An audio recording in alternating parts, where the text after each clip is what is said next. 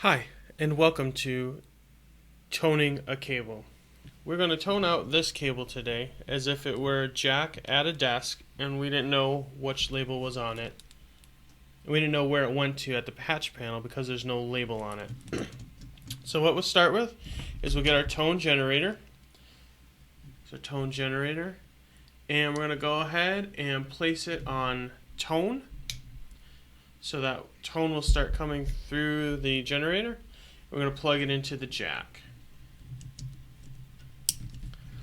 Now that that's plugged into the jack, we should be able to hear tone from the probe. So we're going to turn the probe on.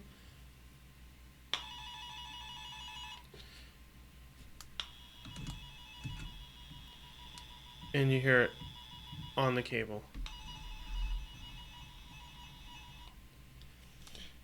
You'd go back to behind the patch panel and just rake across if there was more than one cable. There's not, so we're really not doing a good test there. But you could also plug in the front,